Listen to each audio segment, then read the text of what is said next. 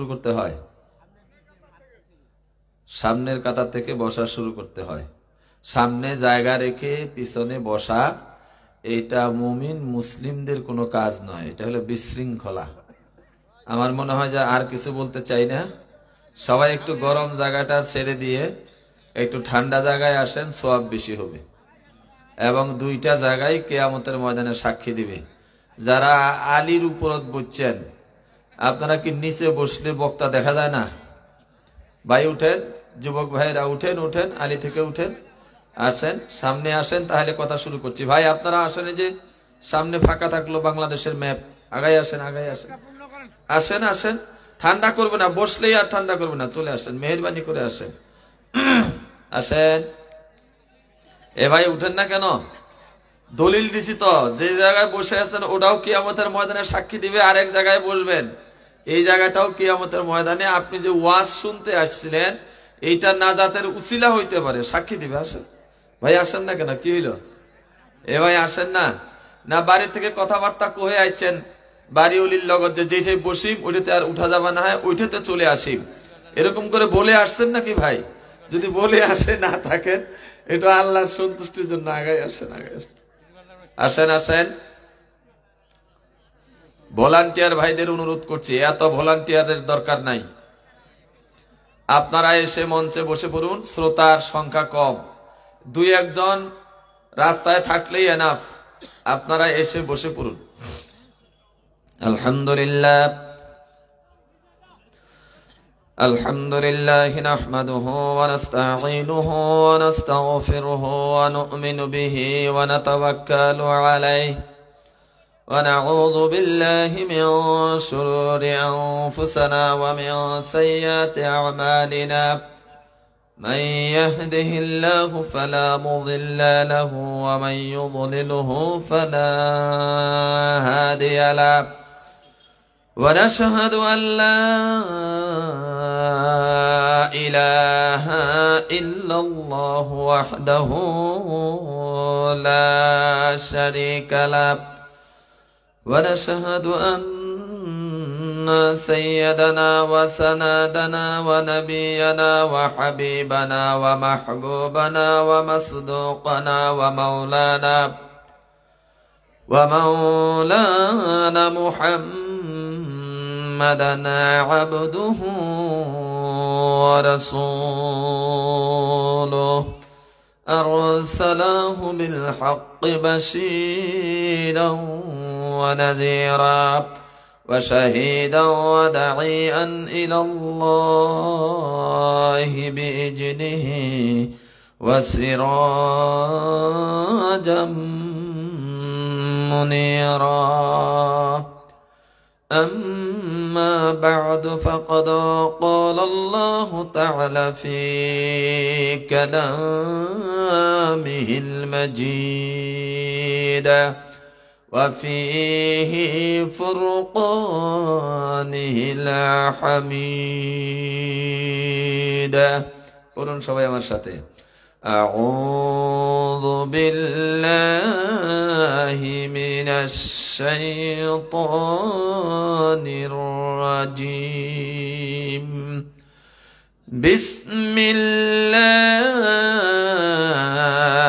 الرحمن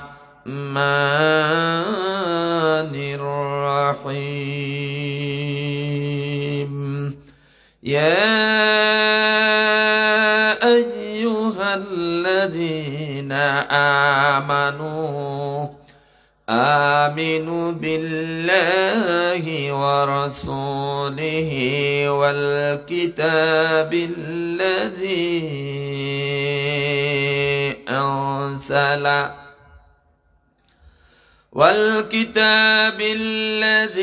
نزل على رسوله والكتاب الذي أنزل من قبل ومن يكفر بالله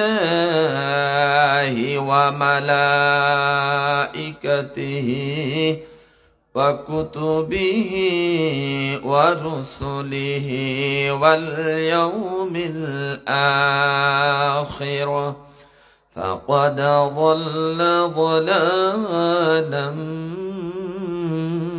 بعيدا.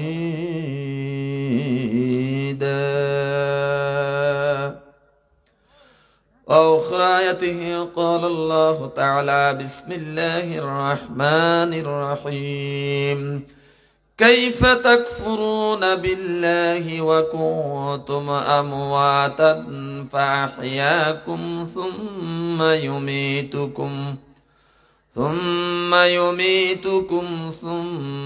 يحييكم ثم إليه ترجعون.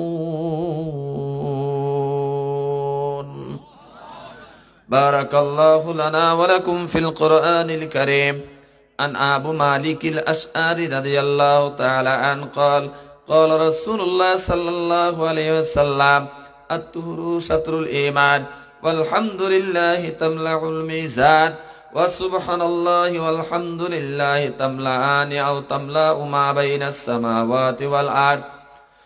الصلاة نور والصدقة برهان. الآخر الحديث. وأخرى حديث قال رسول الله صلى الله عليه وسلم من أحب لله ومن أبغض لله وأطاع لله ومنع لله فقد استكمال الإيمان أو كما قال رسول الله صلى الله عليه وسلم. قال الله تعالى في شان محمد إن الله وملائكته يصلون على النبي يا أيها الذين آمنوا صلوا عليه وسلموا تسليما. সকলে আমার সাথে সুর মিলিয়ে হৃদয়ে মহব্বত মাখিয়ে পড়ুন আল্লাহুম্মা সাল্লি আলা মুহাম্মাদ وعلى آل محمد كما صليت على إبراهيم وعلى آل إبراهيم إنك حميد مجيد. اللهم بارك على محمد وعلى آل محمد كما باركت على إبراهيم وعلى آل إبراهيم إنك حميد مجيد. دنیا کی رنگ میں پڑے ایک کیا رے جہنم کی آگ کی نام سنا نہیں رے. کس نے تجھے پیدا کیا بھول گیا رے. دنیا کی رنگ میں پڑے ایک کیا رے دنیا کی رنگ میں پڑے ایک کیا رے. جہنم کی آگ کی نم سونا نہیں رے.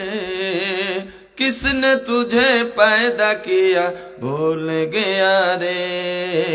دنیا کی رنگ میں پڑے ایک کیا رے. سرور عالم میں فرمایا یار انسان جو چیز کو تیرے رہنمائے ہے. سرور عالم میں فرمایا یار انسان جو چیز کو تیرے رہنمائے ہے. اگر کی ایک بنگلہ منو سنا رہی ہے. کس نے تجھے پیدا کیا بھول گیا رے. دنیا کی رنگ میں پڑے ایک کیا رے. جہنم کی آگ کی نم سونا نہیں رے. کس نے تجھے پیدا کیا بھول گیا رے. الحمدللہ বাংটি পুকুরি যুব সমাজের উদ্যোগে 2 দিন ব্যাপী আয়োজিত তাফসিরুল কোরআন মাহফিলের শ্রদ্ধাভাজন সম্মানিত সভাপতি, আপনাদের এলাকার বিশিষ্ট ব্যক্তিত্ব আলহাজ জনাব মোহাম্মদ হাজিমুল ইসলাম, আজকের এই মাহফিলের প্রধান আলোচক, সুদূর বরিশাল থেকে আগত, পিরোজপুর থেকে আগত খতিব বাইতুস সালাম জামে মসজিদ উত্তরখান ঢাকা, ধর্মীয় আলোচক 21 TV, Deepto TV, Channel i, হযরত সৈয়দ মাওলানা রিদওয়ানুল্লাহ রায়্যান পিরোজপুরি, অন্যান্য উলামা ইকরাম, মঞ্চে উপবিষ্ট জাতির শ্রেষ্ঠ সন্তান সম্মানিত উলামায়ে দ্বীন, আমার পাশে এবং সামনে পিতৃ সমতুল্য মুরব্বিয়ান ইকরাম, সমবয়স্ক যুবক, তরুণ, কচিকাচা, পর্দার অন্তরালে যে যেখান থেকে শুনছেন আমার মা ও ভগ্নী সমতুল্য মহিলাগণ, শুরুতে মহান আল্লাহ তাবারক ওয়া তাআলার দরবারে শতকোটি সুজুদ এবং শুকরিয়া জ্ঞাপন করছি যে আল্লাহ তাবারক ওয়া তাআলা এই বাংটি পুকুর যুব সমাজের আয়োজিত এই তাফসির মাহফিলের 1 মাসেরও বেশি সময় ধরে প্রচার প্রসার, লিফলেটিং, পোস্টারিং, মাইকিং সহ বিভিন্নভাবে এলাকার লক্ষ লক্ষ মানুষের কানে আজকের এই তাফসিরুল কোরআন মাহফিলের দাওয়াত পৌঁছিয়ে দিয়েছেন। এই লক্ষ লক্ষ মানুষদের মধ্য থেকে বাছাইকৃত হয়ে যে আল্লাহ তাবারক ওয়া তাআলা আমাদেরকে আজকের এই মাহফিলের জন্য পছন্দ করেছেন, যে আল্লাহ তাবারক ওয়া তাআলা যাদেরকে ভালোবেসে তাদের গুনাহ খাতা মাফ করতে চান, আল্লাহ যাদেরকে জান্নাতের পথের পথিক বানাতে চান, এলাকার লক্ষ মানুষদের মধ্য থেকে বাছাই হয়ে তারাই এই মাহফিলে এসে বসতে পেরেছেন, আসার সুযোগ পেয়েছেন। আল্লাহ দয়া করে আসার তৌফিক দান করেছেন। যে দয়াময় মেহেরবান এত বড় সওয়াবের কাজের ভাগীদার হওয়ার সুযোগ দিলেন, যে আল্লাহ শুকরিয়া আদায় করছে তার। সকলে মন থেকে জীবনের শরীরের সমস্ত শক্তি দিয়ে তার শুকরিয়া আদায় করে সকলে মন থেকে বলি আলহামদুলিল্লাহ। দরুদ ও তাসলিম পেশ করছি বিশ্ব মানবতার মহান মুক্তির দিশারি, নির্যাতিত নিপীড়িত মজলুম মানুষের মুক্তির কান্ডারি, মানবতার পরম বন্ধু, যেই রাসূল সারাটি জীবন মানুষের কল্যাণে কাজ করেছেন, সমাজ থেকে অন্যায়, অবিচার, অনাচার, দুর্নীতি, দুরাচার, সুদ, ঘুষ সব কিছুকে দূর করে দিয়ে সমাজ ও রাষ্ট্রের মধ্যে শান্তি স্থাপন করার জন্য প্রাণপণ চেষ্টা করেছেন। যে রাসূল এই সমাজ থেকে অন্যায় অবিচার দূর করার জন্য 17 বছর বয়সে একটি সংঘ তৈরি করলেন, একটি ক্লাব তৈরি করলেন। 17 বছর বয়স থেকে নিয়ে 40 বছর পর্যন্ত দীর্ঘ 23 বছর সমাজ পরিবর্তন করার চেষ্টা করে সমাজের কোনো পরিবর্তন করতে পারলেন না। না করার পিছনে কারণ হলো নিজের তৈরি করা কোনো মতবাদ বা আইন দিয়ে একজন মানুষের মন গড়া আইন দিয়ে আরেকজন মানুষকে শান্তি দেওয়া যায় না। একজন মানুষের চিন্তা দিয়ে আরেকজন মানুষের হক আদায় করা যায় না। দীর্ঘ 23 বছর চেষ্টা করে আল্লাহর নবী পারলেন না যখন, তখন তিনি চিন্তা করলেন আমার তৈরি করা সংঘ বা আইন দিয়ে মানুষের সমাজে শান্তি আনয়ন করা সম্ভব নয়। এই জন্য যে আল্লাহ আমাদেরকে সৃষ্টি করেছেন, যে আল্লাহ বিশ্ব ভূমণ্ডলের মালিক, যে আল্লাহ পৃথিবীতে প্রতিটি মাখলুককে জোড়ায় জোড়ায় তৈরি করে তাদের শান্তির জন্য এই পৃথিবীতে পাঠিয়েছেন, যে আল্লাহ মানুষ সৃষ্টি করে এই পৃথিবীতে পাঠিয়েছেন পরীক্ষা করার জন্য, ওই আল্লাহর বিধান যদি পাওয়া যায়, ওই আল্লাহর দেওয়া কোনো হিদায়াত যদি পাওয়া যায়, তাহলে মানব সমাজে শান্তি আনয়ন করা সম্ভব। এই জন্য আল্লাহর রাসূল ধ্যানমগ্ন অবস্থায় থাকতেন, লোকালয় ছেড়ে নির্জনে চলে যেতেন। দীর্ঘদিন ধ্যানে থাকার পরে অবশেষে 40 বছর বয়সে হেরা গুহায় মহান আল্লাহ তাবারক ওয়া তাআলা তিনার রাসূলকে তিনার হেদায়েত দেওয়ার জন্য মাহে রমজান মাসের শেষ বেজরের যে কোনো একটি রাতে জিবরাইল আলাইহিস সালাতু ওয়াস সালামকে আল্লাহর রাসূলের নিকট পাঠিয়ে দিলেন। আর জিবরাইল আলাইহিস সালাতু ওয়াস সালাম এসেই আল্লাহর নবীকে বললেন, ইকরা। কি বললেন? জোরে বলেন। কি আবার কথাটা বুঝেন নাই? বলতে পারেন না? এসেই বললেন ইকরা। কি বললেন? জোরে বলেন। আলিফ কফ র, কয়টা অক্ষর হইল? 3টা। এই ইকরা শব্দটা পড়লে আপনার আমলনামায় 30টা সওয়াব দিবেন আল্লাহ। এবার সুবহানাল্লাহ আসলো। এই জন্য আমি মাঝে মাঝে বলি, মানুষ যদি লাভ পায় লোহাটাও মাথায় নেয়, আর যদি স্বার্থ না থাকে তাহলে তুলার বস্তাও মাথায় নেয় না। কথা ঠিক কিনা?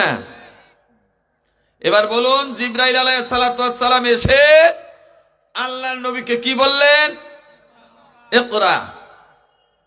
কোরআন পাকের প্রথম কালাম পড়ো, যে পড়ে সে বড়। সুবহানাল্লাহ। প্রিয় বন্ধুগণ আমার, এই পৃথিবীর সর্বশ্রেষ্ঠ জাতি হলো মুসলমান জাতি। এটা আমার কথা নয়, মহান আল্লাহ তাবারক ওয়া তাআলার ঘোষণা। খায়রুকুম মান তাআল্লামাল কুরআনা, খায়রুকুম কুনতুম খায়রা উম্মাত উখরিজাত লিন-নাস। তোমরাই শ্রেষ্ঠ জাতি পৃথিবীর মধ্যে, তোমাদেরকে মানুষের জন্য তৈরি করা হয়েছে, বের করা হয়েছে। জোরে বলেন সুবহানাল্লাহ। শ্রেষ্ঠ হতে হলে কিসের মাধ্যমে হতে হয়? জ্ঞানের মাধ্যমে। কিসের মাধ্যমে? কথা বলতে হবে। আপনারা কি আমার কথা বুঝতে পারেন? তাহলে কথা বলা লাগবে। যদি পৃথিবীতে শ্রেষ্ঠ হতে চাও, তোমাকে অবশ্যই জ্ঞানী হতে হবে। মহান আল্লাহ যখন আমাদের আদি পিতা হযরত আদম আলাইহিস সালাতু ওয়াস সালামকে সৃষ্টি করলেন, সৃষ্টি করেই আল্লাহ তাবারক ওয়া তাআলা ফেরেশতাদের সামনে চ্যালেঞ্জ হিসাবে উপস্থাপন করলেন। আর এই চ্যালেঞ্জ হিসাবে উপস্থাপন করার আগেই আল্লাহ আদম আলাইহিস সালাতু ওয়াস সালামকে জান্নাতের সমস্ত কিছুর নাম শিখাইয়া জ্ঞানী বানাইলেন। জোরে বলেন সুবহানাল্লাহ। আমার বন্ধুগণ, এই জন্য আল্লাহ তাবারক ওয়া তাআলা এই পৃথিবীতে মুসলমান জাতিকে শ্রেষ্ঠ বানাবেন, শ্রেষ্ঠ করবেন। যত জাতি আছে সমস্ত জাতির উপরে খবরদারি করবে মুসলমানরা। এই জন্য মুসলমানদের জ্ঞানের প্রয়োজন। আর আল্লাহ তাবারক ওয়া তাআলা মুসলমানদের জন্য এই পৃথিবীতে আরশে আজিম থেকে, লাউহে মাহফুজ থেকে যে ওহীর ধারাবাহিকতা শুরু করলেন, এটা শুরুর শব্দই হলো ইকরা, মানে পড়ো। জোরে বলেন সুবহানাল্লাহ। আল্লাহ রাসূল বললেন, আনা বিকারি, আমি তো পড়তে জানি না। আমার সেই ঘটনার দিকে যাওয়ার সুযোগ নাই। আমার প্রিয় বন্ধুগণ, আল্লাহ রাসূল যখন দেখলেন আমার তৈরি করা মতবাদ দিয়া, আইন দিয়া সমাজ থেকে অন্যায়, অবিচার, দুর্নীতি কোনো কিছুই দূর করা সম্ভব নয়, এই জন্য আল্লাহর কাছ থেকে হিদায়াত চাইলেন, আল্লাহর কাছ থেকে বিধান চাইলেন। আর আল্লাহ বিধান দেওয়ার শুরুতেই বললেন, আমি যে বিধান আপনাকে দিব, এই বিধান আপনাকে অধ্যয়ন করতে হবে, পড়তে হবে, তাহলে আপনি জান্নাতের রাস্তা খুঁজে পাবেন। জোরে বলেন সুবহানাল্লাহ। দুঃখ হলো আজ মুসলমানরা সেই কিতাব পড়ে না, সেই কোরআন বুঝে না, কোরআন বুঝার চেষ্টা করে না। মুসলমানরা অন্য জ্ঞান শিখে কিন্তু কোরআনের জ্ঞান শিখে না। কোরআন শরীফটা থাকে তোলা, গল্পের বইটা থাকে খোলা, ধর্মের কথাতে লাগে না মন, সিনেমা টিভিতে বাধা জীবন। কথা কন না কেন? রাস্তা দিয়ে একটু আগাইয়া যায় দেখেন আমার জান্নাতি যুবক ভাইরা টাচ মোবাইল নিয়ে রাস্তার ধারে ধারে বসে আছে। কথা ঠিক কিনা? অথচ এখানে কোরআনের মাহফিল, এখানে তাফসীর হবে, কোরআন থেকে আলোচনা হবে। আর বন্ধুগণ, আমরা বর্তমানে বাংলাদেশের মুসলমানরা আবু জেহেল আবু লাহাবদের চাইতেও খারাপ হয়ে গেছি, আবু জেহেল আবু লাহাবদের চাইতেও আমাদের অন্তরটা কঠিন হয়ে গেছে। কেননা আল্লাহ রাসূলের উপরে আল্লাহ যখন এই ওহী অবতীর্ণ করা শুরু করলেন, আবু জেহেল আবু লাহাব, উতবা উতাইবা সাইবা, ওয়ালিদ ইবনে মুগিরারা রাত জেগে জেগে আল্লাহ রাসূলের ঘরের চারিপাশে দাঁড়িয়ে দাঁড়িয়ে এই কোরআন শুনতো। আর আমাদেরকে মাইক দিয়ে আহ্বান করা হয়, মাইকিং করে ডাকা হয়, এতগুলা হর্ন দেওয়া হয়েছে, 2 কিলোমিটার দূর থেকে কোরআনের এই আওয়াজ পাওয়া যায়। মুসলমান ঘরে শুয়ে আছে, টেলিভিশনের সামনে আছে, যুবকেরা টাচ মোবাইল দেখতেছে, অথচ এই কোরআনের মাহফিলে কোরআন শুনতে আসে না। কথা ঠিক কিনা? আবু জেহেল আবু লাহাবদের মনে যদি কোরআন এত ভালো লাগে, ওরা যদি রাত জেগে জেগে ঈমান না এনেও কোরআন শোনার জন্য পালিয়ে পালিয়ে যায়, ও মুসলমান তোমাদের কি হলো? এত সুন্দর ব্যবস্থা, আল্লাহর রাসূলের বাইরে দাঁড়িয়ে যারা কোরআন শুনতো, মাথার উপরে এরকম সামিয়ানা ছিল না, লাইটিং এর কোনো ব্যবস্থা ছিল না, তাও তারা কোরআন শুনতো। তোমাদের জন্য লাইটিং এর ব্যবস্থা, সামিয়ানা দেওয়া হয়েছে, বসার ব্যবস্থা করা হয়েছে, তাও তোমরা কোরআনের দিকে আসো না। আমার আল্লাহ তোমাদের ব্যাপারে বলেছেন, আফালা ইয়াতাদাব্বারুনাল কুরআন আম আলা কুলুবিন আকফালুহা, ওদের অন্তর কি তালা মেরে দেওয়া হয়েছে যে ওরা কোরআন নিয়ে গবেষণা করে না, ওরা কোরআন বুঝে না, ওরা কোরআন শুনতে যায় না? ওদের অন্তর কি তালা লাগিয়ে তালা ঝুলিয়ে দেওয়া হয়েছে? কে বলেছেন? তাহলে আমাদের চরিত্র প্রমাণ করে আসলে আমাদের অন্তরে শয়তান এমন তালা মেরে দিয়েছে, কোরআনের আওয়াজ কানে যায় তাও মন কোরআনের মাহফিলে আসতে চায় না। কথা ঠিক কিনা? আমার রাসূল এত কষ্ট করে দুনিয়ার মানুষদেরকে জাহান্নামের পথ থেকে জান্নাতের পথ দেখাবার জন্য, অন্ধকার থেকে আলোর পথে আনার জন্য আল্লাহর রাসূল এত কষ্ট করে আল্লাহর কাছ থেকে হেদায়েতের বাণী নিয়ে আসলেন আমাদের জন্য। এই আল কোরআন, যে রাসূলের সুপারিশ ব্যতীত আমি আপনি কেউ হাসরের ময়দান থেকে জান্নাতে যাওয়ার রাস্তা খুঁজে পাবো না। ওই কিয়ামতের ময়দানেও আল্লাহর রাসূলের পাশাপাশি আল্লাহর এই কোরআন মানুষের জন্য, ঈমানদারদের জন্য সুপারিশকারী হবে। আল কোরআন হুজ্জাতুল লাকা আও আলাইকা, কোরআন তোমার পক্ষে অথবা বিপক্ষে সুপারিশকারী হবে। জোরে বলেন সুবহানাল্লাহ। যারা রাত জেগে কোরআন শুনবেন, নিজের ব্যক্তি জীবনে কোরআনের আমল আনবেন, পরিবারের লোকজনদেরকে কোরআনওয়ালা বানাবেন, নিজের সমাজটাকে কোরআন দিয়ে সাজাবেন, নিজের রাষ্ট্রে কোরআনের বিধান কায়েম যারা করবেন, তাদেরকে কিয়ামতের ময়দানে কোরআন ধরবে আর আল্লাহর কাছে সুপারিশ করে বলবে, আল্লাহ তোমার এই গোলাম পৃথিবীতে তোমার কোরআনের জন্য পাগল ছিল, যেখানে তোমার কোরআনের আলোচনা হতো সেখানে যাইতো। কিভাবে নিজের জীবনে কোরআন আনা যাবে, কোরআনের চরিত্রে নিজেকে কিভাবে চরিত্রবান করা যাবে, নিজের পরিবারের লোকজনদেরকে কিভাবে কোরআনওয়ালা বানানো যাবে, এই পেরেশান সে দুনিয়াতে ছিল। তোমার এই গোলামকে আর পেরেশানি করো না, এই হাসরের ময়দানে তাকে আর জ্বালাইও না, তার মাথা থেকে আর ঘাম বের হতে দিও না। আল্লাহ দয়া করে তোমার এই বান্দার জন্য আমি কোরআন সাক্ষী দিচ্ছি, সে কোরআনের পক্ষে ছিল, সে তোমার কালামের পক্ষে ছিল, তুমি তাকে জান্নাতে নিয়ে যাও। আর কোরআনের আওয়াজ শোনার পরেও যারা কোরআনের মাহফিলে আসে না, কোরআনের ডাক পাওয়ার পরেও যারা কোরআনের মিছিলে শামিল হয় না, কোরআনের পক্ষে যারা থাকে না, বিরোধিতা করে, কিয়ামতের ওই মুসিবতের দিনে কোরআন তাকেও ধরবে, ধরে বলবে, তোমার কাছে আমার আল্লাহ রাসূল এবং ওয়ারাসাতুল আম্বিয়াদের মাধ্যমে আমাকে তোমার কাছে পৌঁছিয়েছিল। তুমি দুনিয়াতে আল্লাহর এই কালাম আমি কোরআনকে তুচ্ছ তাচ্ছিল্য করেছো, তুমি কোরআন বুঝার চেষ্টাও করো নাই, নিজের জীবনে কোরআনের আমলও করো নাই। অন্য আমল করলে তাকে তুমি বিভিন্নভাবে কটাক্ষ করেছ। আল্লাহর কাছে এই কোরআন বলবে, আল্লাহ তোমার এই গোলাম তোমার এই বান্দা দুনিয়াতে আমি তোমার কালাম তার পাশে ছিলাম, তার হাতের নাগালের কাছে ছিলাম, তার বাড়ির পাশে তোমার এই কালামের তাফসির হয়েছে, বাড়িতে শুয়ে ঘুমিয়েছে, বাজারে গিয়ে চা খেয়েছে, আড্ডা মেরেছে, গল্প করেছে, কিন্তু কোরআনের তাবুর নিচে বসে নাই, তুচ্ছ তাচ্ছিল্য অবহেলা করেছে। আল্লাহ তোমার এই কোরআন, তোমার এই গোলামকে জাহান্নামে না যাওয়া পর্যন্ত আমি আল্লাহ ছাড়ব না। জোরে বলেন নাউজুবিল্লাহ। আমার বন্ধুগণ, আল্লাহ রাসূল এই কোরআন আনলেন আমাদেরই জন্য। আল্লাহ তাবারক ওয়া তাআলা কোরআন নাজিল করলেন আমাদেরই জন্য। আজকে এই এলাকায় এত মুসলমান, এইখানে যে কয়েকজন লোক তার চাইতে অনেক গুণ বেশি বাজারে আছে না নাই?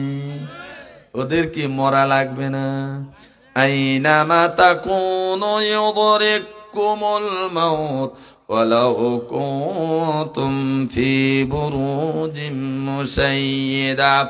মরণ থেকে যতই পালাও, মরণ তোমায় লইবে ঘিরি, যদিও সুদূর আকাশ পানে লুকাও গিয়ে লাগিয়ে সিঁড়ি।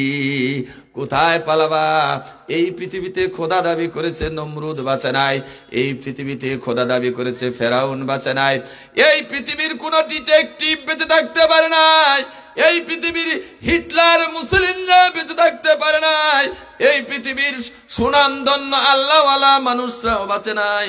তুমিও বাঁচবে না, আমিও বাঁচব না। যাওয়ার আগে তো আমাদেরকে কবরের সামানা জোগাড় করে নেওয়া লাগবে, কথা ঠিক কিনা? জান্নাতে যাওয়ার টিকিট দুনিয়াতে পাওয়া যায়, মরার পরে এটা কপালে জুটবে না, কথা ঠিক কিনা? আমার রাসূল এই সতর্কবাণী, এই সুসংবাদ দিয়েছেন যে রাসূল সারাটি জীবন মানুষের কল্যাণে কাজ করেছেন, যার সুপারিশ আমার আপনার জন্য হাসরের ময়দানে অবশ্যম্ভাবী। আবারও সেই রাসূলের শানে একবার দুরূদ পড়ি, সকলে বলুন সাল্লাল্লাহু আলাইহি ওয়াসাল্লাম। আমি প্রধান বক্তার আলোচনা যাতে ভালো হয়, এই জন্য নিজের আলোচনা বাদ দিয়ে আপনাদেরকে ডাকতেছি। কি আপনাদেরকে কষ্ট দিচ্ছি? খারাপ লাগতেছে? আমার তো আর আধা ঘন্টা পরে আজরাইল চলে আসবে, মানে শেষ হবে আমার কথা। কারণ প্রধান বক্তা সেই পিরোজপুর থেকে আসছে, তিনার কথা আমরা শুনবো, কথা ঠিক কিনা? এই জন্য আমি একটু সাজাবার চেষ্টা করতেছি। তারপরেও আশ্বিন মাসে ধান খেতে বৃষ্টি কম হইলে মগা পড়ে, মুরব্বী কথা ঠিক আছে তো? মগা পড়ে, হ্যাঁ। এরপরেও সামিয়ানার নিচে সেরকম মগা পড়ে আছে। এইটা কোরআনের মাহফিল না, এইটা মানায় না। আবার একটু অনুরোধ করছি প্রিয় ভাইরা, আবার একটু অনুরোধ করছি, আগায় আসে। 3 জায়গায় ফাঁকা রাখতে আল্লাহর রাসূল নিষেধ করেছেন। কয় জায়গায় শুনবেন? কয় জায়গায় শুনবেন?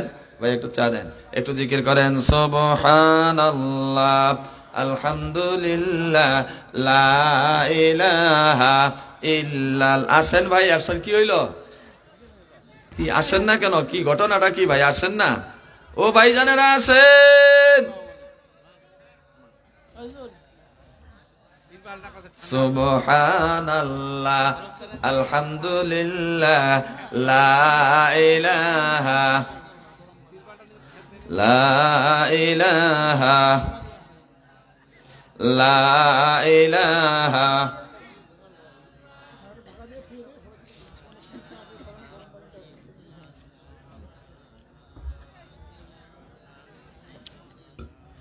লা ইলাহা ইল্লাল্লাহু মুহাম্মাদুর রাসূলুল্লাহ সাল্লাল্লাহু। কয় জায়গায় ফাঁকা রাখতে আল্লাহর রাসূল নিষেধ করেছেন? 3 জায়গায়। শুনবেন নাকি? না এর আগে শুনেছেন? শুনেছেন, তারপরেও শোনাচ্ছি। 1 নাম্বার হইল, ফরজ নামাজে যখন আমরা দাঁড়াই, নামাজের কাতারে একজনের চাইতে আরেকজনে ফাঁকা রাখা যাবে না। কিন্তু হানাফিদের একটা অভ্যাস, ফাঁকা না রাখলে মাথা নষ্ট হয়ে যায়। আবার আহলে হাদিস ভাইদের এমন একটা অভ্যাস, পায়ের উপরে পা না রাখলে মাথা নষ্ট হয়। এ ভাই কথা বল না কেন? দুইটা দুই মুখী। আসলে নামাজে যখন ফরজ নামাজের কাতারে দাঁড়াবেন, তখন আপনার এই বাহু আর পার্শ্ববর্তী মুসল্লির বাহু লাগানো থাকবে। এটাই হইল সুন্নাত। জোরে বলেন সুবহানাল্লাহ। আমরা গায়ে গা লাগাইতে বললে মনে করে এই হুজুরটা আহলে হাদিস, এত কাছাকাছি দাঁড়াইতে বলে কেন? আমার ভাইয়েরা, আল্লাহ রাসূল বলেছেন নামাজের যখন ইকামত দেওয়া শেষ হতো আল্লাহ রাসূল মুসল্লিদের দিকে ঘুরতেন, ঘুরার পরে কাতার দেখতেন সোজা হয়েছে না নাই। আল্লাহ রাসূল বলেছেন নামাজের কাতারে যদি তোমাদের বাঁকা হয় তাহলে একজন মুসলমানের সাথে আরেকজন মুসলমানের মহব্বত হবে না, মিল হবে না, মনের মধ্যে বক্রতা থাকবে। জোরে বলেন নাউজুবিল্লাহ। আমার রাসূল বলেছেন নামাজের কাতারে তোমরা একজনের গোড়ালির সাথে আরেকজনের গোড়ালি, একজনের বাহুর সাথে কাঁধের সাথে আরেকজনের কাঁধ লাগাইয়া দাঁড়াও, ফাঁকা রাখিও না। দুই মুসল্লির মাঝখানে যদি ফাঁকা থাকে তাহলে শয়তান কালো ছাগলের বাচ্চার বেশ ধরে দুই মুসল্লির মাঝখানে দাঁড়ায়। আরেকটা হাদিসের মধ্যে আসছে শয়তান যখন লিল্লাহি তাকবীর শুনে, এই তাকবীরটা হয় নাই না, এই জন্য ফাঁকা হয়েছে না। দেন তো জোরে একটা তাকবীর, দেন জোরে একটা তাকবীর, তাকবীর দেন, দেন তাকবীর, লিল্লাহি তাকবীর, লিল্লাহি তাকবীর, আল্লাহু আকবার। আমার রাসূল বলেছেন মসজিদে যখন মুয়াজ্জিন ডাক দেন আল্লাহু আকবার,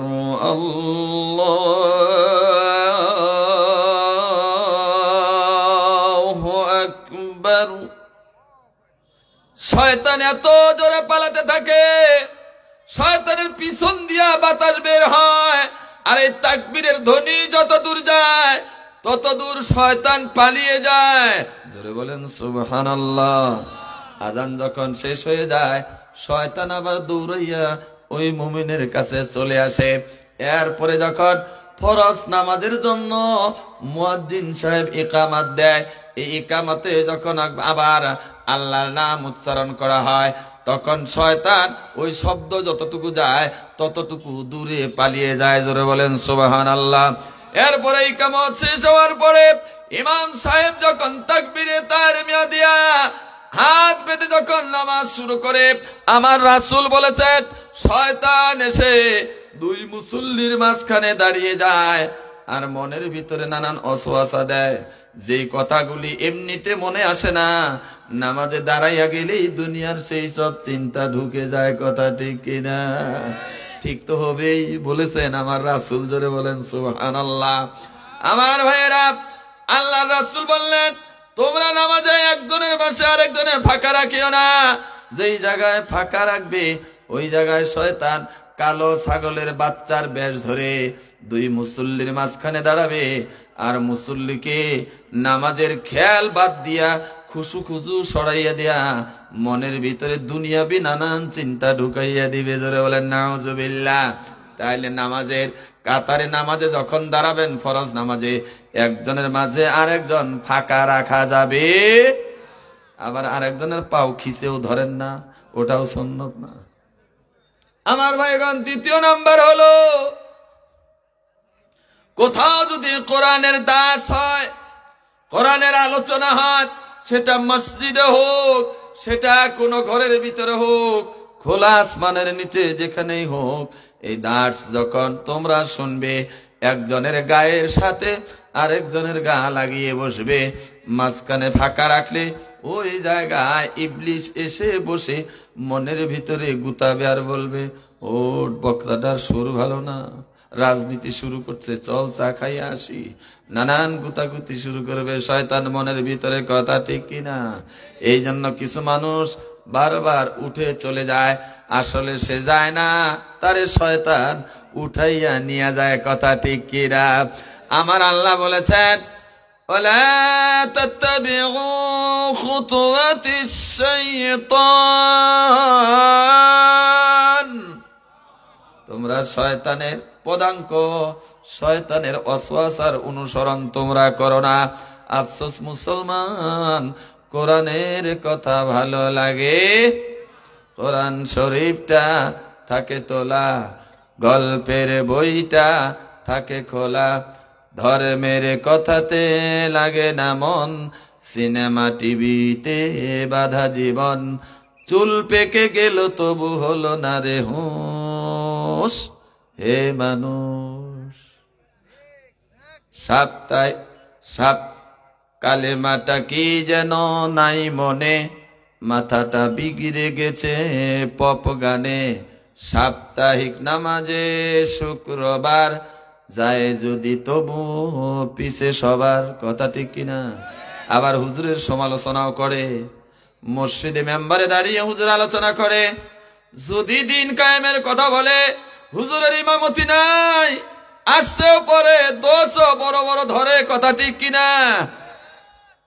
কালেমাটা কি যেন নাই মনে, মাথাটা বিগড়ে গেছে পপ গানে, সাপ্তাহিক নামাজে শুক্রবার, যায় যদি তবু পিছে সবার, এলো মরণের চিঠি তবু রলি রে বেহুশ, হে মানুষ। কোরআন শরীফটা থাকে তোলা, গল্পের বইটা থাকে খোলা, ধর্মের কথাতে লাগে না মন, সিনেমা টিভিতে বাধা জীবন, কথা ঠিক কিনা? আমার ভাই ও বন্ধুগণ, কোরআনের মাহফিলে আসলে কিয়ামতের ময়দানে যখন আপনি আল্লাহর আদালতে দাঁড়াবেন, লা তাজালুল কাদামা ইবনি আদম ইয়াউমাল কিয়ামাতি হাত্তা ইয়াসআলুহু আন খামস আন উমুরিহি ফিমা আফনাহু। আল্লাহর আদালতে যখন বনি আদম গিয়ে দাঁড়াবে, তার এক পাও নড়াইতে পারবে না যতক্ষণ পর্যন্ত 5টা প্রশ্নের জবাব সে না দিবে, ইয়েস অর নট, এই জবাব না আসা পর্যন্ত সে আল্লাহর আদালত থেকে সরতে পারবে না। 1 নাম্বার প্রশ্ন হইল আন উমুরিহি ফিমা আফনাহু, দুনিয়াতে তোমাকে যে আয়ুষ্কাল দেওয়া হয়েছিল, হায়াত দেওয়া হয়েছিল, সময় দেওয়া হয়েছিল, যে সময়ের কথা আল্লাহ সূরা মুলকের 2 নম্বর আয়াতে জানিয়ে দিয়ে বলছেন, আল্লাযী খালাকাল মাউতা ওয়াল হায়াতা লিয়াবলুয়াকুম, সময়টা আমি দিয়েছি পরীক্ষা করার জন্য। তুমি বেঁচে থাকবে, বান্টি পুকুর তাফসীর মাহফিল হবে, তোমার হায়াত থাকবে, শরীরে কুওয়াত থাকবে, শক্তিও থাকবে, বাড়ি থেকে তুমি বেরও হবে, তাফসীর মাহফিলের নাম করে বাজারে চলে যাবে, ওইখানে আড্ডা মারবে, চলে যাবে, মন চাবে একটু শুনি, কিন্তু তুমি আসবে না, তুমি পরীক্ষায় ফেল করলা। এই সময় তুমি পাইলা, কোরআনের আলোচনাও শুনলো, কোরআনের আলোচনাও হলো, তুমি আসলা না, পরীক্ষায় তুমি ফেল করলা।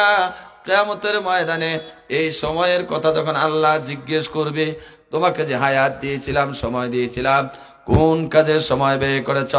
ইউটিউবে ঢুকে রাস্তার পাশে বসে মাথা নিচু করে রাত 1টার পর্যন্ত তুমি থেকেছ, তারপরে বিছানায় পিঠ লাগিয়েছ, ফজরে আজান দিয়েছে, তোমার কল্যাণ করেছে, তোমার কল্যাণে ডেকেছে মুয়াজ্জিন, হাইয়া আলাল ফালাহ,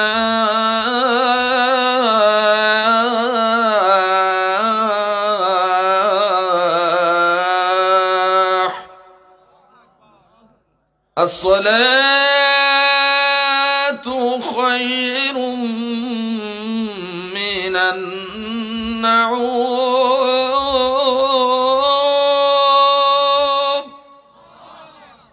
তোমাকে ডেকেছে মুয়াজ্জিন, মুয়াজ্জিন বলেছে তুমি উঠো, ঘুমের মধ্যে তোমার কল্যাণ নাই, এবার ছেড়ে দাও লেপ কাঁথা, চলে আসো তুমি মসজিদে, এইটার মধ্যেই তোমার কল্যাণ রয়েছে। আমার ভাই ও আমার যুবক ভাই, তুমি এখন মোবাইল নিয়ে তুমি বসে আছো রাস্তার পাশে, বাড়িতে যাবা রাত 1টায়, বাবা কিছু বললেই বাবার উপরে গরম দেখাবা, বিষ খাইতে চাওয়া, বাবার বাসায় এক ধন, বেশি কিছু বলতেও পারে না, মরে গেলেই তো আফসোসে আর কুলাবে না, কথা ঠিক না বেঠিক? এই বাবা হলো সব চাইতে মূর্খ এবং সব চাইতে বোকা বাবা। এটা যে বাবা সন্তানের বায়নাতে তাকে জাহান্নামে যাওয়ার রাস্তা প্রশস্ত করে দিল, এই বাবার চাইতে বোকা বাবা আল্লাহর আসমানের নিচে জমিনের উপরে আর একটাও নাই। ঠিক বললেও ঠিক, না বললেও ঠিক। সন্তান বায়না ধরলো মোবাইলের, আপনি কিনে দিলেন, সন্তানের খোঁজ খবর রাখলেন না, সন্তানকে কোরআন শিখাইলেন না, সন্ধ্যাবেলায় সন্তানকে পড়ার টেবিলে বসাইলেন না, টাকা চাইলো টাকা দিলেন, গরম দেখাইলো আপনি মাথা নত করলেন। আপনারও তো বাবা ছিল, আপনাকে কিভাবে লালন পালন করেছে, কেন আপনি যুগের দোষ দিচ্ছেন? কি যুগের দোষ দিচ্ছে না মানুষ? মানুষ জামানার দোষ দিচ্ছে। আফসোস, জামানার কোনো দোষ নাই। দোষ কার? জোরে বলেন, দোষ কার? মানুষের দোষ হলো, মানুষের দোষ হলো আমাদের। জামানার কোনো দোষ নাই। আমরা যখন ছোট ছিলাম, আমার ভাইয়েরা, 80 দশকের আগে আমরা মাঠে খেলতাম। মার্বেল খেললেই আমাদের গ্রামের যারা মাতবার ছিল, হাতে মার্বেল থাকলেই ধরতো, কান কষিতে থাপ্পড় মারতো। এই মার্বেল কিসের, এই মার্বেল কিসের?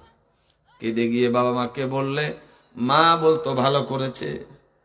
আর এখন যদি কেউ শাসন করে, তার বিরুদ্ধে চেয়ারম্যান অথবা থানায় অভিযোগ হয়, বেটা আমার, তুমি শাসন করার কে?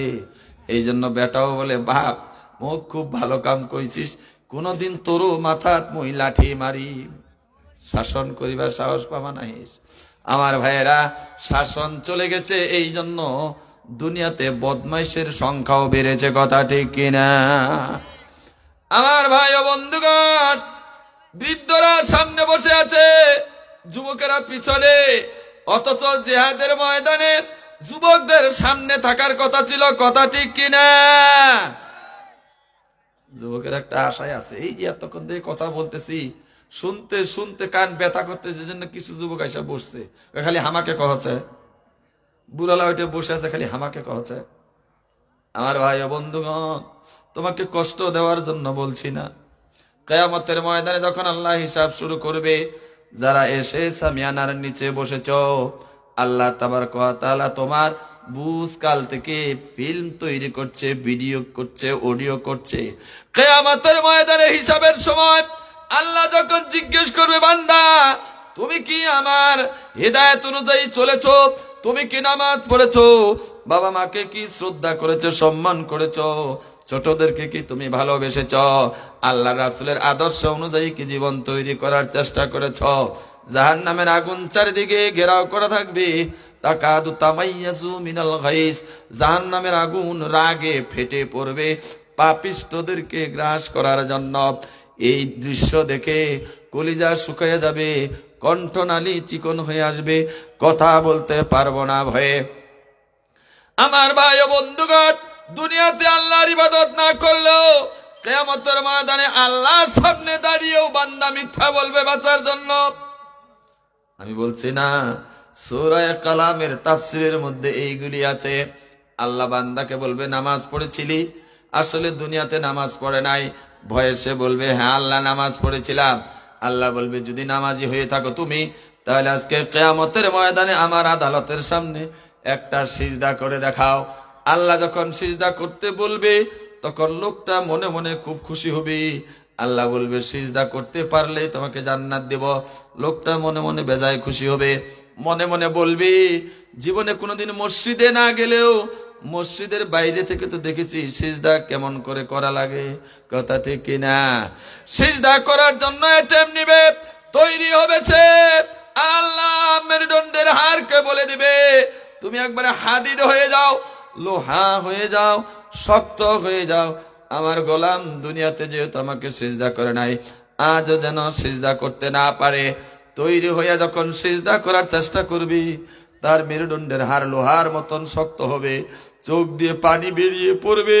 আল্লাহ বলবে, বান্দারে সিজদা করো না কেন? চোখের পানি ছেড়ে দিয়ে বলবে, আল্লাহ সিজদা করার চেষ্টা আমি করছি, কিন্তু আমার মেরুদণ্ডের হাড় কিছুক্ষণ আগেই জোড়াগুলি সচল ছিল, জোড়াগুলি অটোমেটিক হয়ে গেছে, আর আমি বাঁকা হইতে পারছি না। আল্লাহ বলবে, দুনিয়াতে তোমার সিজদা করার সুযোগ ছিল, তুমি সিজদা করো নাই, অতএব দুনিয়াতে সিজদা না করেও মিথ্যা বলছ, এই জন্য তোমার মেরুদণ্ডের হাড় শক্ত হয়ে গেছে, তুমি সিজদা করতে পারবে না। জোরে বলেন নাউজুবিল্লাহ। বান্দা বলবে, তাও আল্লাহ সিজদা করেছি। এই মুহূর্তে আল্লাহ সূরা জিলজালের মধ্যে বলেছেন, আশতাতাল লিউরাউ আমালাহুম। বান্দা যখন বারবার নিজের পক্ষে শক্তি দিয়ে কথা বলবে, তখন আল্লাহ আমার আপনার দুনিয়ার জীবনের গোটা ফিল্ম, এই যে এখানে আসছেন, আল্লাহর রহমতের ফেরেশতারা ভিডিও করছে, জোরে বলেন সুবহানাল্লাহ। এই ফিল্মটা যখন ছেড়ে দিবে, তখন এই ভিডিওটা আপনি দেখতে পারবেন, আমি আলোচনা করছি আমিও দেখতে পারবো, জোরে বলেন সুবহানাল্লাহ। হতে তো পারে আল্লাহ রহমানুর রহিম, আল্লাহ গফুরুর রহিম, এই অংশটা দেখে তো আল্লাহ বলতে পারে, আমার রাসূল যেহেতু বলেছে আল্লাহ যার প্রতি দয়াবান হবেন, যাকে আল্লাহ জান্নাত দিতে চাবেন, তার যখন পাপ বেশি হয়ে যাবে, নেকি কম হয়ে যাবে, আল্লাহ জান্নাতের ফয়সালা দিতে পারবেন না। এরপরে আল্লাহ ফেরেশতাদেরকে বলবেন, দেখো তো দুনিয়াতে তার কোনো ভালো মানুষের সাথে সম্পর্ক ছিল কিনা, কোনো ভালো মানুষের সাথে চলাচল করেছে কিনা। আল্লাহর ফেরেশতারা খুঁজে খুঁজে দেখবি, যদি দুনিয়ার এরকম কোন জায়গা পায় যে ভালো মানুষের সাথে ছিল, ভালো মানুষের সাথে চলাচল করছে, আল্লাহর ফেরেশতারা আল্লাহকে বলবে, আল্লাহ হ্যাঁ এরকম দৃশ্য পাওয়া গেছে, সে জাইদ আলেমদের সাথে ছিল, আলেমদেরকে ভালোবেসেছে, আলেমরা যা বলেছে তা মানার চেষ্টা করেছে, শয়তানের ওয়াসওয়াসায় পড়েছে, খারাপি করেছে। আল্লাহ বলবেন, যাও ওই আলেমের ওই ভালো মানুষটার খাতিরে আমি তার জান্নাতের ফয়সালা দিয়ে দিলাম। হতে তো পারে আজকের এই মাহফিলের দৃশ্যটাই আমার আপনার জন্য কিয়ামতের ময়দানে জান্নাতের সার্টিফিকেট হতে পারে, কথা ঠিক কিনা? এই জন্য মাহফিল শুনে বাড়ি যাবেন, নামাজ কালাম আর পড়বেন না, যেহেতু মাহফিলটাই জান্নাতের সার্টিফিকেট হবে। সুযোগ পাওয়া গেল নাকি? তার মানে মাহফিল শোনাই শুধু না, এইখানে যা বলা হবে তা আমল করলে এই মাহফিল জান্নাতে যাওয়ার উসিলা হিসাবে আল্লাহর দরবারে পরিগণিত হবে, জোরে বলেন সুবহানাল্লাহ। জিকির করেন সুবহানাল্লাহ, আলহামদুলিল্লাহ, লা ইলাহা, জোরে সুবহানাল্লাহ,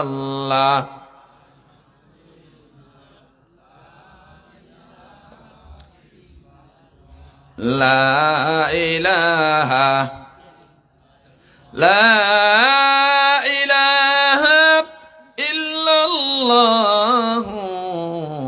মুহাম্মাদুর রাসূলুল্লাহ সাল্লাল্লাহু আলাইহি ওয়াসাল্লাম। এতক্ষণ নরম নরম কথা বললাম, আপনারা খুব খুশি হয়েছেন না? এ ভাই কথা বলেন, ভালো লাগলো না এতক্ষণ? এবার হার্ট অপারেশন হবে, রেডি হন। কি অপারেশন হবে? ঝুঁকিপূর্ণ অপারেশন। আল্লাহ যেহেতু কোরআনের ভিতরে নিজেই বলেছেন, ওয়ানুনাজ্জিলু মিনাল কোরআনি মা হুয়া শিফা ওয়া রাহমাতুল লিল মুমিনিন, আমি কোরআনের ভিতরে মুমিনের জন্য রোগের প্রতিষেধক নাজিল করেছি, জোরে বলেন সুবহানাল্লাহ। যেহেতু কোরআনে ঔষধ আছে, অপারেশন করা লাগবে না নাই স্যার? হ্যাঁ, এবার হার্ট অপারেশন।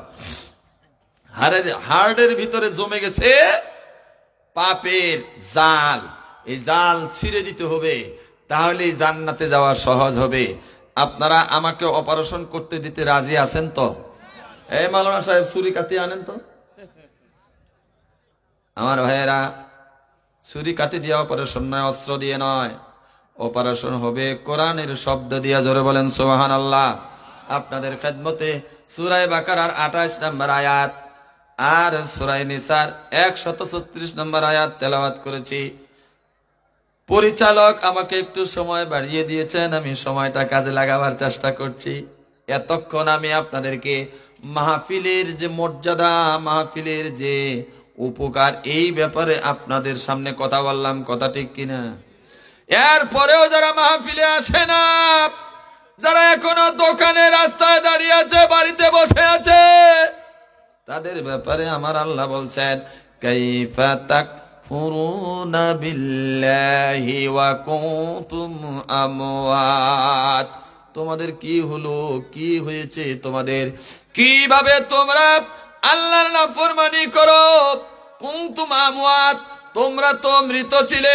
বলুন তো, এই পৃথিবীতে আসার আগে আমি কোথায় ছিলাম আমি কি জানি?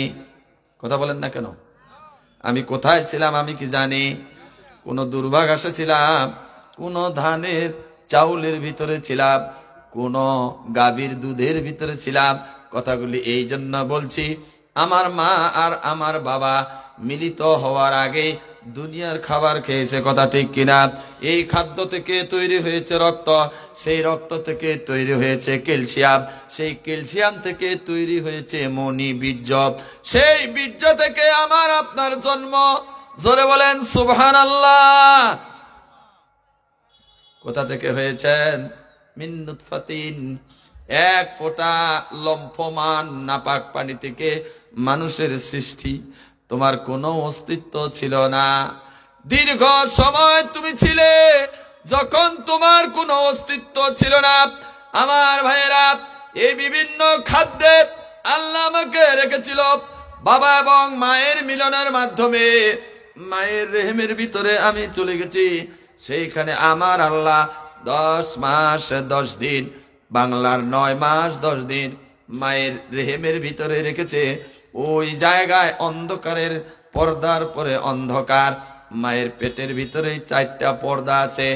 আমার মায়ের জরায়ুতে যে আমি যে রেহেমের ভিতরে ছিলাম, মায়ের যে গর্ভের ভিতরে আমি ছিলাম, এই গর্ভটা পর্যন্ত 4টা পর্দা। এই পর্দার অন্ধকারের মধ্যে তুমি আমি ছিলাম কিনা? ওই জায়গায় খাওয়াইছে কে? আরো জোরে বলেন, কে খাওয়াইছে? কিভাবে খাওয়াইলো?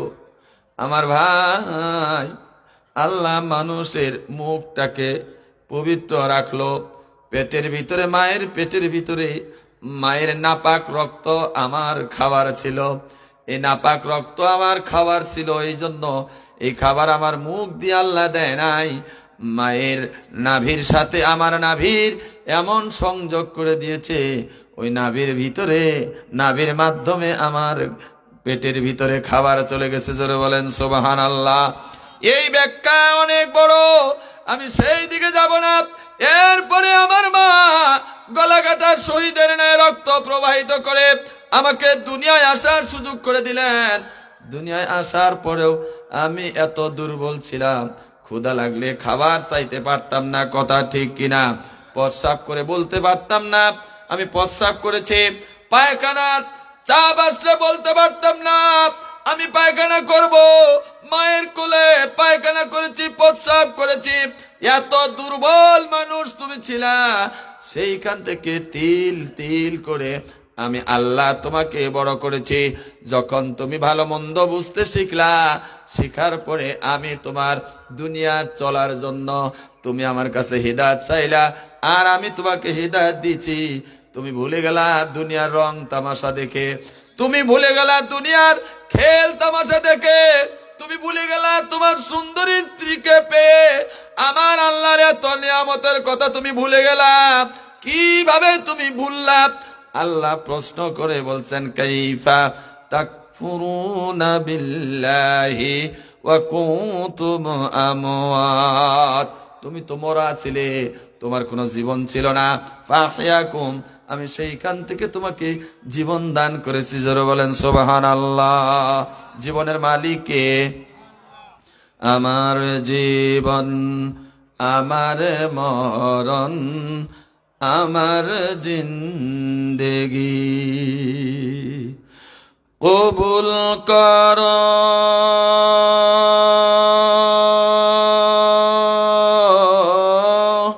কবুল কর ইয়া ইলাহি আমার বন্দেগি। আমার জীবন, আমার মরণ, আমার জিন্দেগি। কুল ইন্না সলাতি ওয়া নুসুকি ওয়া মাহইয়ায়া। আমার জীবনের মালিক কে? আরো জোরে, আমার জীবনের মালিক কে? জীবনের মালিক হলো আল্লাহ। যেই জীবনের মালিক আল্লাহ, যে হায়াতের মালিক আল্লাহ, তুমি এই হায়াত পেয়ে, সুযোগ পেয়ে আল্লাহর নাফরমানি করা শুরু করেছ। আল্লাহর কালামের কথা বলা হচ্ছে, তুমি রাস্তা দিয়ে ঘুরে বেড়াচ্ছ, তুমি বিছানায় শুয়ে বিছানা গরম করছো, তুমি চাষ টিলায় বসে গল্প করছো। আমার আল্লাহ বলছে কিভাবে এই তুমি নাফরমানি করতে পারো? আমার কালামের আলোচনা হয়, তুমি কেন শোনো না? আমি কি শোনার জন্য তোমাকে কান দেই নাই? এই কান কে দিয়েছেন? আফসোস আমার ভাইয়েরা, এই যে আল্লাহ প্রশ্ন করে করে আমাদের বিবেককে জাগ্রত করছেন, এরপরেও যাদের বিবেক ঘুমিয়ে থাকবে এদেরকে কোরআনের ভাষায় বলা হয় গাফিল এবং কাফের। কি বলা হয়? গাফিল এবং কাফের। কাফেরদেরকে আল্লাহ কোথায় নিয়ে যাবেন? ওয়াসিকাল্লাযীনা কাফারু ইলা জাহান্নামা সুমারা হাত্তা ইযা জাউহা ফুতিহাত আবওয়াবুহা ওয়া ক্বালা লাহুম খাযানাতুহা আলাম يأتكم رسل منكم يتلون عليكم آيات ربكم وينذرونكم لقاء يومكم هذا। এই অবিশ্বাসীদেরকে, এই গাফেলদেরকে আল্লাহ দলে দলে কাতারে কাতারে জাহান্নামের কিনারে নিয়ে যাবে। আর জাহান্নামের দরজা খোলার পরে কালা লাহুম খাজানাতুহা, জাহান্নামের প্রহরীরা জিজ্ঞেস করবে আলাম ইয়াতিকুম রাসূলুম মিনকুম, তোমাদের কাছে কি আল্লাহর কোন রাসূল যায় নাই? ওয়ারাসাতুল আম্বিয়া যায় নাই? ইয়াতলুনা আলাইকুম আয়াতি রাব্বিকুম, তোমাদের রবের আয়াত কোরআনের কথা কি তোমাদের সামনে ব্যাখ্যা বিশ্লেষণ করে শোনায় নাই? ওয়ায়ানজিরনাকুম লিকা, আর কি তোমাদেরকে সতর্ক করে নাই? ভয় কি তোমাদের দেখায় নাই? এই জাহান্নামে আসা লাগবে দুনিয়াতে না মানলে, নামাজ কালাম না পড়লে, কোরআনের পক্ষে না থাকলে জাহান্নামে আসা লাগবে, এই সতর্ক কি তোমাদেরকে করে নাই? ক্বালু বালা ওয়ালাকিন হাক্কাত কালিমাতুল আযাবি আলাল কাফিরিন। জাহান্নামের কিনারায় দাঁড়ায়া বলবেন, হ্যাঁ ওরা আমাদের কাছে আসছিল, কিন্তু দুনিয়াতে মানি নাই। এত ডাকলো দেলোয়ার সাহেব, তাও চার দোকান ছাড়ি নাই, রাস্তা ছাড়ি নাই, ওই যে এখনো রাস্তায় দাঁড়িয়ে আছে। এতক্ষণ থেকে ডাকছি, তাও মন নরম হয় না।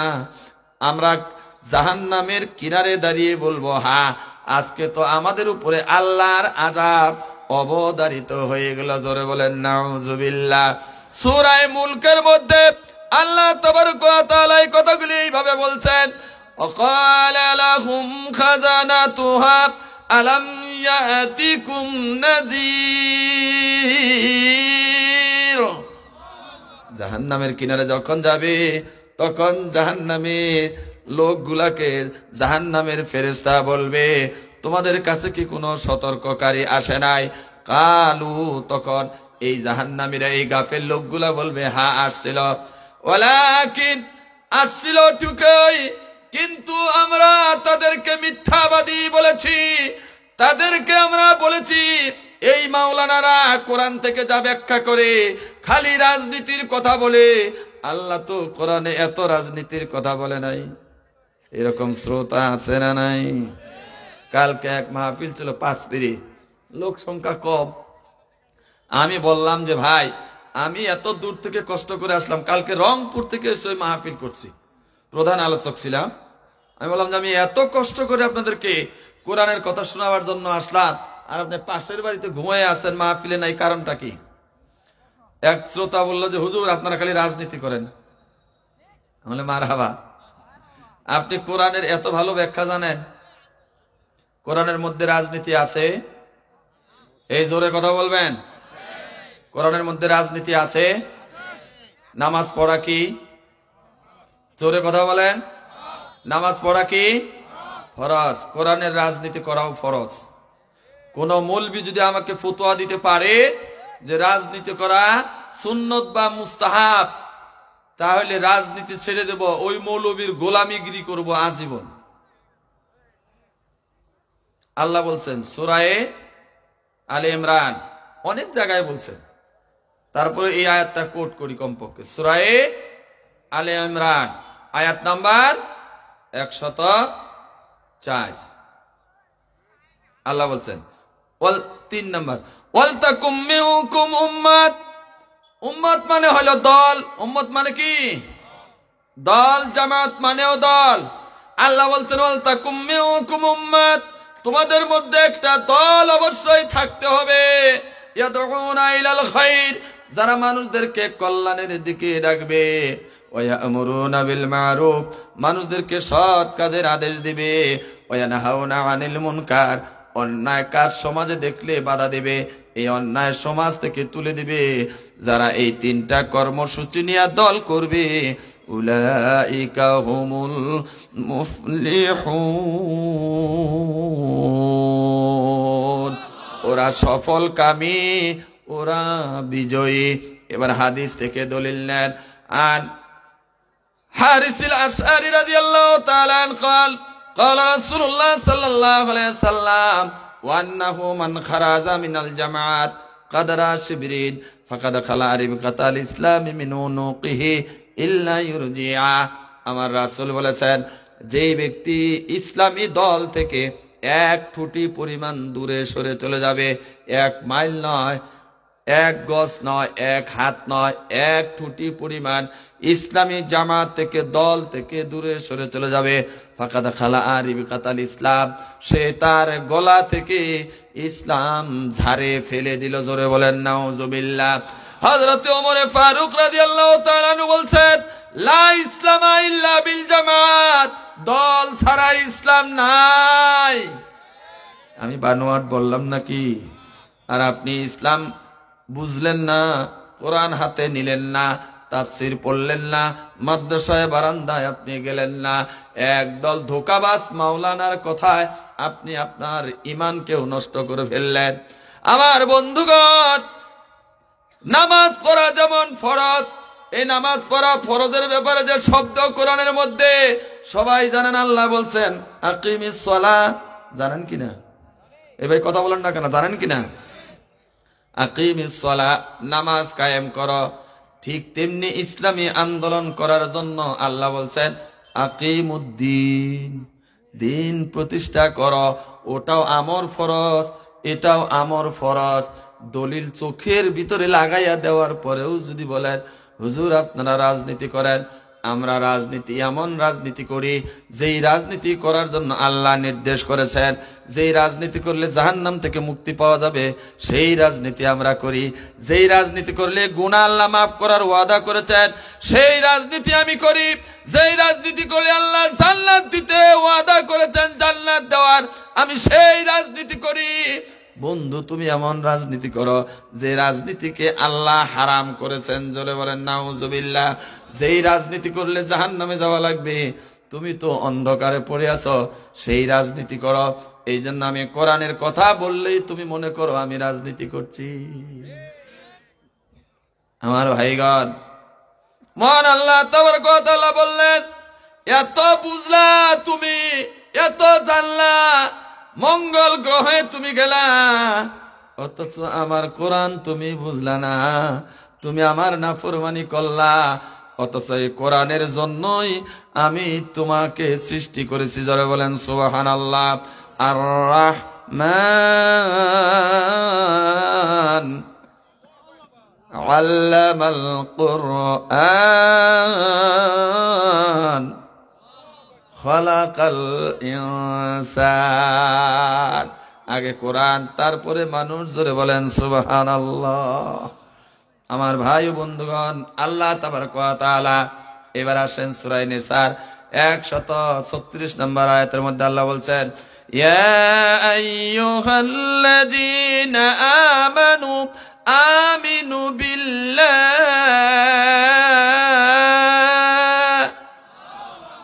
হে ঈমানদারগণ, তোমরা ঈমান আনো আল্লাহর প্রতি। কথাটা বুঝছেন? বুঝেন নাই? আল্লাহ বলছেন হে ঈমানদারগণ। কি বলছেন? হে ঈমানদারগণ, হে বিশ্বাসীগণ। এরপরে আবার বলছে বিশ্বাস করো। ইয়া আইয়ুহাল্লাযীনা আমানু আমিনু বিল্লাহ। হে ইমানদার, ইমান আনো আল্লাহর প্রতি। তার মানে আমরা যে ইমানদার, সঠিক ইমানদার আমরা নই। আল্লাহর প্রতি ইমান আনার অর্থ হলো আল্লাহ যা বলেছেন তা মনে প্রাণে মেনে নেওয়া। আল্লাহ যা করতে বলেছেন এটা করতে গিয়ে যদি জীবনের শেষ রক্তবিন্দু দিতে হয় তবু করতে রাজি থাকতে হবে। এটার নামই হলো মুসলমান। আর আল্লাহ যা নিষেধ করেছেন এই নিষেধের ভিতরে যদি গোটা দুনিয়া পরিমাণও লাভ থাকে, যেহেতু আল্লাহ ওটা নিষেধ করেছেন ওটাকে ছেড়ে দেওয়া লাগবে। এই ছেড়ে দেওয়ার দাবি হইল ইমানের দাবি। জোরে বলেন সুবহানাল্লাহ। ইমানের দাবি সে তো বসে থাকা নয়, ইমানের দাবি হলো কিছু বিনিময়। সেই বিনিময় যদি কলিজার ঘাম হয়, সেই বিনিময় যদি কলিজার ঘাম হয়, সে ঘাম দিতে আমি তৈরি থাকি যেন ও গো দয়াময় আমার প্রভু দয়াময়, ও গো দয়াময় আমার প্রভু দয়াময়। আল্লাহ বলছেন, হে ইমানদারগণ, তোমরা ঈমান আনো আল্লাহর প্রতি। তার মানে হলো আল্লাহ তোমাকে সৃষ্টি করেছেন, তোমার স্রষ্টা হলো আল্লাহ, আল্লাহ তোমার ইলাহ, আল্লাহ তোমার জন্য আইন তৈরি করে রেখেছেন। ওয়ানাজ্জালনা আলাইকাল কিতাবা তিবয়ানান লিকুল্লি শাইইন। আমি কোরআনের ভিতরে এমন কোন মানুষের জীবনের সমস্যা নাই যে সমস্যার সমাধান আমি কোরআনে অবতীর্ণ করি নাই। জোরে বলেন সুবহানাল্লাহ। তোমার কোর্ট কিভাবে চলবে, তোমার ব্যাংক কিভাবে চলবে, তোমার এনজিও কিভাবে চলবে, সমুদ্রে তুমি কিভাবে স্টিমার চালাবে, আকাশে তুমি কিভাবে প্লেন উড়াবে, তুমি কিভাবে গবেষণা করে সমুদ্র থেকে হীরা মুক্তা মানিক বের করবে, তুমি কিভাবে রাষ্ট্রে বসে জনগণকে শাসন করবে, তুমি কিভাবে চেয়ারে বসে বিচার ফয়সালা করবে, এমন কোন জিনিস নাই যা আমি আল্লাহ কোরআনে নাজিল করি নাই। ও মুসলমান, আল্লাহর প্রতি ঈমান আনছো কিন্তু ইসলামের রাজনীতিতে তুমি বিশ্বাস করো না। কথা ঠিক কিনা? আল্লাহ বলছেন, আমানু বিল্লাহ, ঈমান আনো আল্লাহর প্রতি, ওয়া রাসূলিহি, এবং ঈমান আনো রাসূলের প্রতি। কার প্রতি? এ ভাই এদিকে স্লোগান দিয়ে আসতেছে, আসুক। ঈমান আনতে বলেছেন কার প্রতি? জোরে বলেন, রাসূলের প্রতি। কার প্রতি? এবার জবাব দেন, আমার রাসূল মসজিদে নববীর ইমাম ছিলেন কিনা? এই ভাই কথা বলেন, মসজিদে নববীর ইমাম ছিলেন। আবার মুসলমান, ইহুদি, খ্রিস্টান, বৌদ্ধ যত অগ্নি উপাসক ছিল এদের মধ্যে যত ঝগড়া লেগেছে এই ঝগড়ার ফয়সালা করেছেন কে? এ ভাই জোরে বলেন, কে করেছেন? আল্লাহর রাসূল করেছেন। অতএব তিনি বিচারপতিও ছিলেন। আল্লাহর রাসূলের 23 বছরের জিন্দেগানিতে 63 বছর হায়াত, 23 বছরের জিন্দেগানি, আসো কি হয়েছে, 23 বছরের জিন্দেগানিতে 126টা যুদ্ধ তিনি করেছেন। 127টা যুদ্ধ, 26টা যুদ্ধ তিনি করেছেন। 27টা যুদ্ধের সেনা প্রধান ছিলেন আমার রাসূল। দেন স্লোগান দেন।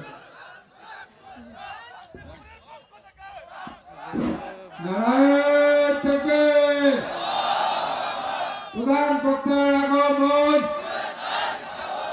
প্রধান বক্তার আগমন, মাহফিলের পক্ষ থেকে, শান্তিপুরীর পক্ষ থেকে নারায়ে তাকবীর। প্রধান বক্তার আগমন, এলাকাবাসীর পক্ষ থেকে আলহামদুলিল্লাহ। জি, আর কথা বলবেন ভাই? আমি শেষ করছি। তাহলে আমি বলছিলাম আমার রাসূল মসজিদে নববীর ইমামও ছিলেন, আবার তিনি বিচারপতিও ছিলেন, তিনি সেনাপতিও ছিলেন, তিনি ব্যবসায়ীও ছিলেন, তিনি বাবাও ছিলেন, তিনি স্বামীও ছিলেন। ও মুসলমান বন্ধুগণ আমার, আমরা ঈমান আনলাম আল্লাহ মুহাম্মাদুর রাসূলুল্লাহ সাল্লাল্লাহু আলাইহি সাল্লাতু ওয়াসসালাম আল্লাহর রাসূল, তিনার প্রতি আমরা দরুদ পড়ি। তিনি যে বিচারক ছিলেন এই হিসাবে আমরা তার প্রতি ঈমান আনি না। তিনি যে সেনা প্রধান ছিলেন সেই ঈমানও আমাদের নাই, শুধু মিলাদের ঈমান আমাদের আছে। এই জন্য আল্লাহ বলছেন, হে বিশ্বাসীগণ, হে ঈমানদারগণ, তোমরা ঈমান আনো আল্লাহর প্রতি আর ঈমান আনো রাসূলের প্রতি। অর্থাৎ রাসূলের জীবনে সর্বক্ষেত্রে যে আদর্শ আছে সমস্ত আদর্শ তোমাকে মেনে নেওয়া লাগবে। এটাই হলো রাসূলের প্রতি ঈমান আনা। বুঝার চেষ্টা করেন, তাফসীর কিনে পড়েন, মজা পাবেন। প্রধান মেহমান চলে এসেছেন, আমার আর কথা বাড়াবার সুযোগ নাই। ঈমান মানে এই নয় যে আমি মুখ দিয়া বললাম আর ঈমানদার হয়ে গেলাম। ঈমান মানে এই নয় যে আমি শুধু কালেমা পড়লাম তার হক আদায় করলাম না, এটা ঈমান নয়। ঈমান মানে এই নয় যে আমি টুপি মাথায় দিলাম, দাড়ি রাখলাম, জুব্বা পরলাম, মসজিদে গেলাম, কিন্তু ইসলামের রাজনীতিকে অস্বীকার করলাম। ঈমান মানে এটা নয়। আপনাকে নামাজও পড়তে হবে, আপনাকে জুব্বাও গায়ে দিতে হবে, আপনাকে দাড়িও রাখতে হবে, আপনাকে টুপিও মাথায় দিতে হবে, আপনাকে ইসলামের রাজনীতিও করা লাগবে, এটা করাও ফরজ। আসুন ভাইয়ের আমার, আসলে প্রকৃত ঈমানদার হওয়ার যে বিষয়গুলি এইগুলি আমাদের জানা থাকা দরকার। ঈমান আনার পরেও 10টি কারণে ঈমান চলে যায়। ওযু ভঙ্গের কারণ না জানা থাকলে যেমন ওযু ছাড়া মানুষ নামাজ পড়ে, তেমনি ঈমান ভঙ্গের কারণ না জানা থাকার কারণে মুশরিকি করে কুফরি করেও দাবি করে আমি ঈমানদার। কথা ঠিক কিনা? আসুন আমাদের জানতে হবে। এই জন্য শুরুতেই বলেছিলাম কোরআন পাকের প্রথম কালাম মনে নাই, ভুলে গেছেন? বাড়ির যাওয়ার পরে যদি জিজ্ঞেস করে কি ওয়াজ শুনলেন, কিছুই তো বলতে পারবেন না। কোরআন পাকের প্রথম কালাম পড়ো, জানতে হবে। ওয়ালাকাদ ইয়াসসারনাল কুরআনা, আমি কোরআনকে তোমাদের জন্য সহজ করে দিয়েছি। যারা বলেন সুবহানাল্লাহ।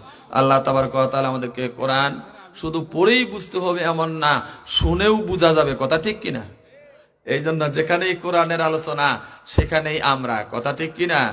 যেখানেই কোরআনের বিরোধিতা সেখানে আমরা।